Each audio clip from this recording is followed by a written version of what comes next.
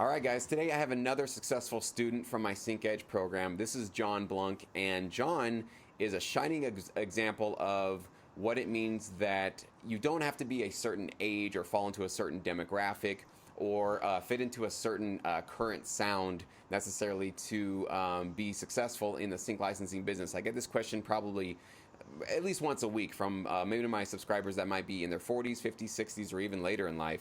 And they want to know, is it too late to get started? Am I too old? Is this really just kind of a young man's game?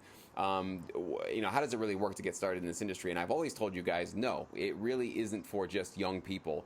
I did get started when I was fairly young, but it really doesn't matter. All that libraries really care about is, can you supply them with licensable music, meaning that your tracks that you submit to them, is that actually going to be useful for their clients? They literally don't care if you are 99 years old or you're 18. It doesn't really matter to them. All that they really care about is, can they use this music? Is it available to them to actually license? And is it useful? Is it actually going to be something that they could pitch to their clients to get placed on their TV shows, movies, or commercials? And John is a shining example of one of my students who absolutely could have made that excuse for himself to say, I don't think so. I think this is for younger people. I don't think it's going to work out for me. But he just said, to hell with that. I'm just going to go straight to these libraries, give him my music, and give this thing a shot. And he had never performed, he had never had a live performance in his life. He had never gone to school for music. So he'd played some keyboards, and he actually has some musical talent, obviously. And he's played, sort of with his friends and family and that kind of a thing. But this was really his first stab at treating himself as a professional producer and a professional composer. And right out of the gate, he's already got a licensing contract with a library through Sync Edge. So, John, congratulations, man. And why don't you go ahead and start and let me know about where you were in your life with your music career and what you were thinking about. Did you have an idea that you still wanted to do something with your career, or had you just sort of like hung that up? And what was it about sync licensing that really attracted you and made you want to go forward with it? Oh, well, thanks. Thank you so much, first of all, for having me on and for everything that you've taught me, Jesse, because this has been life changing.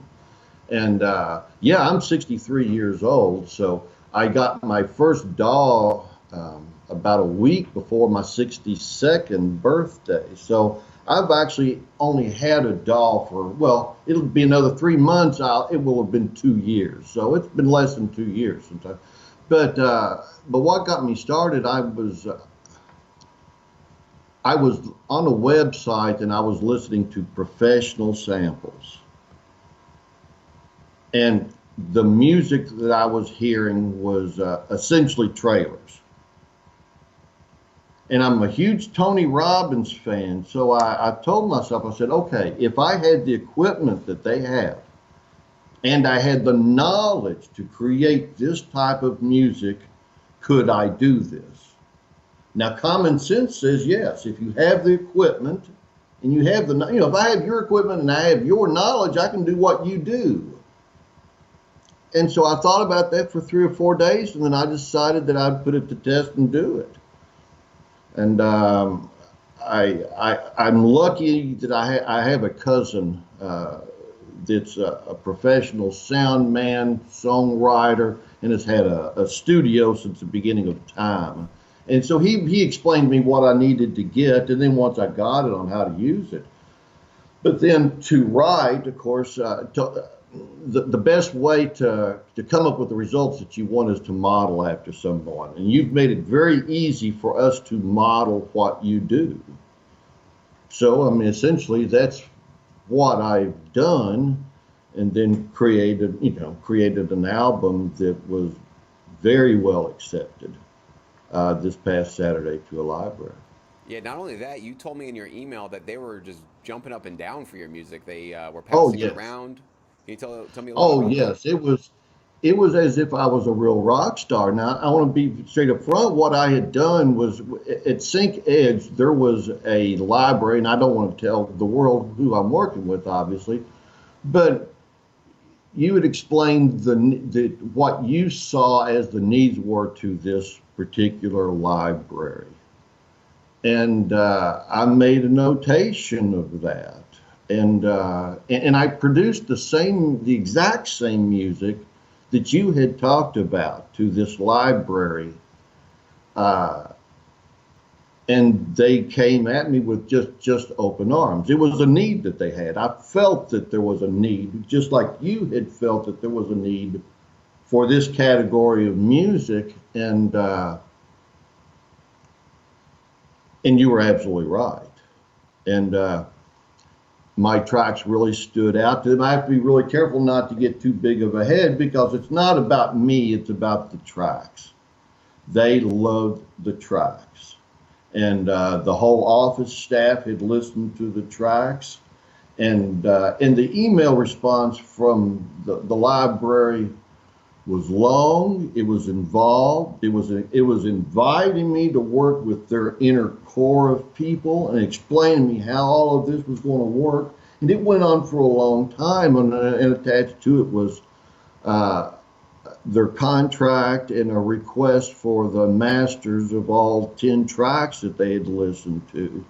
Um, and I received all this an hour and a half after I'd made my submission to them. See, this was Saturday afternoon here in my time. It was 6 o'clock.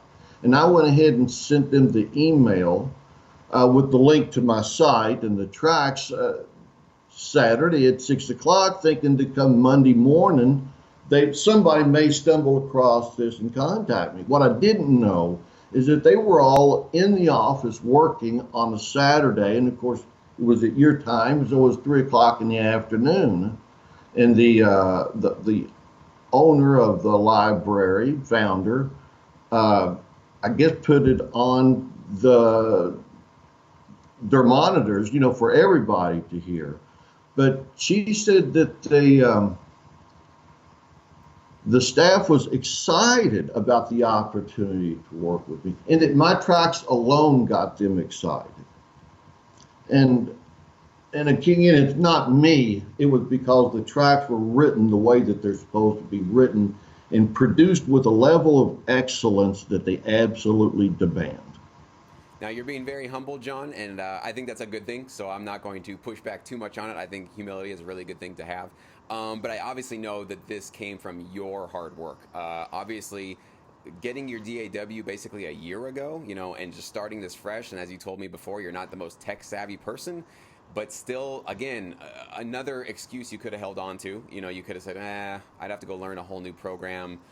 I don't know, I'm not really tech savvy anyways, and you could have just said, nah, not really for me, right? And what I do hear, I hear that a lot from a lot of students that might be in their 50s or 60s or even 70s that think like, I just don't think that's for me.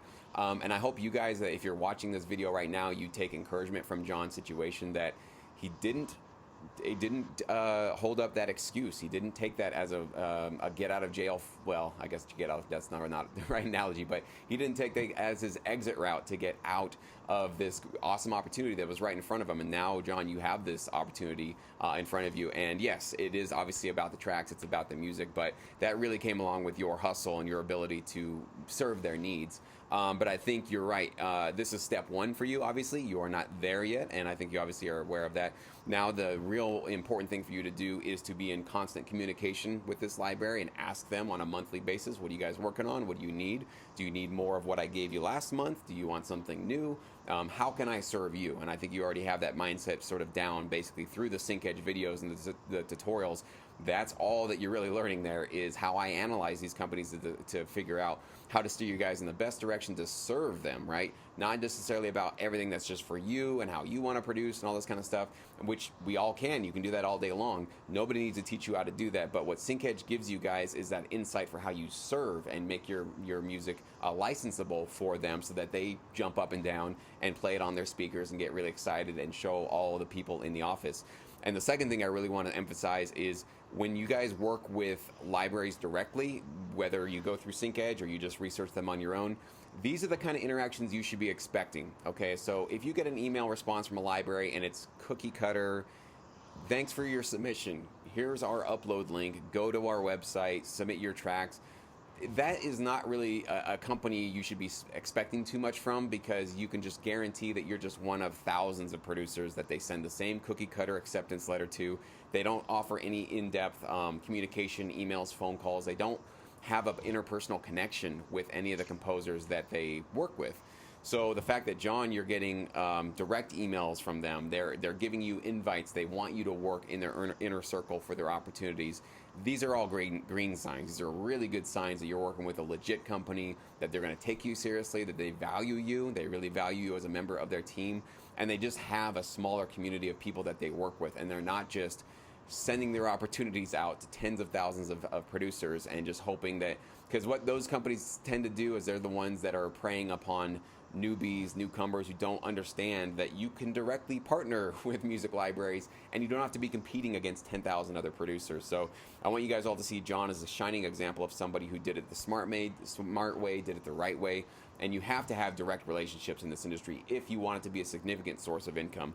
If you just want to dabble, sure, go pay your money to some company that'll send out the same opportunity to 10,000 other producers. But if you want to actually become a legitimate, direct, intimate player in this industry, relationships. This is a people business, and John now has somebody in his back pocket that he's able to do. And John had an offer from another company. We talked about it a little bit, and he decided not to go with him just because the terms weren't exactly what he was looking for.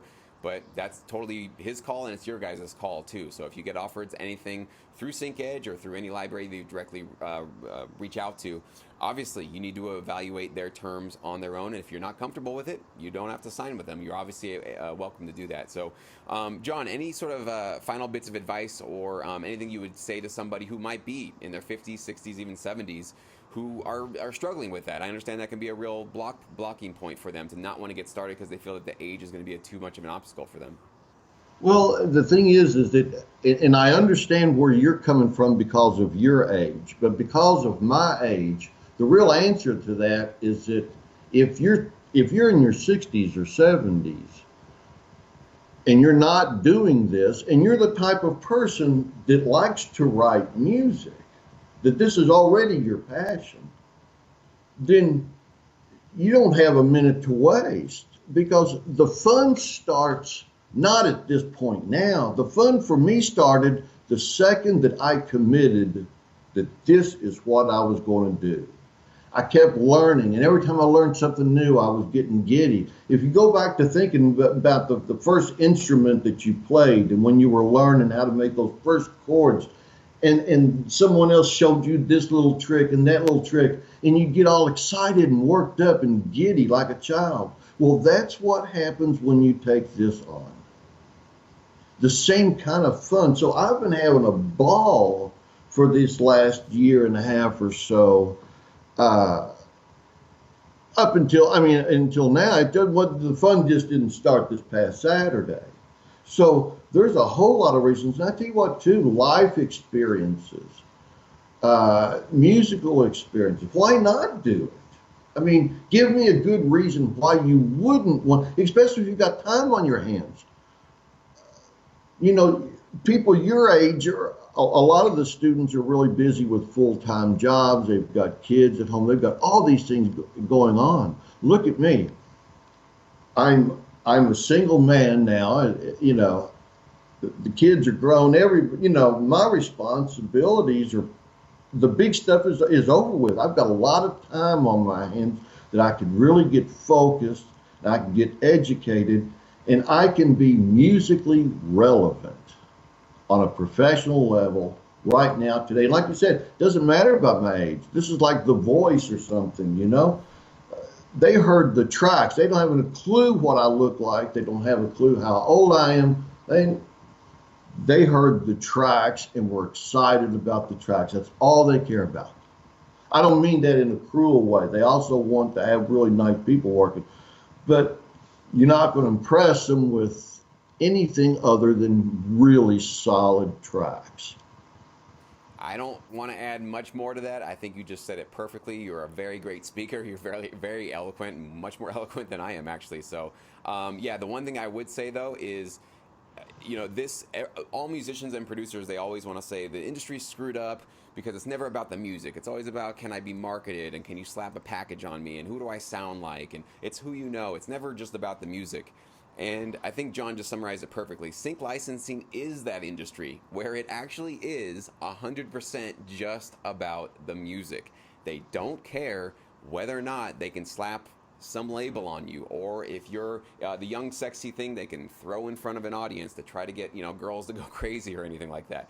So they just care, can your music be placed? Can it be useful for our clients? And so I think that's one of the things that is so relieving for me, and probably relieving for you, John, and for everybody watching, when you've been looking for that part of the music industry where you're just not so, you don't want to worry about, like, I don't want to worry about my image and my marketing and can they sell me and all that kind of stuff, right? But I just want to make great music. I want to make music that's going to be useful for somebody and it's going to be valuable. This is the place for you, okay? If you're watching this video and you don't know where to go with your music, sync licensing is that segment of the music industry. It's actually not even really in the music industry. It's really more in the TV film industry, which is like the cousin of the music industry.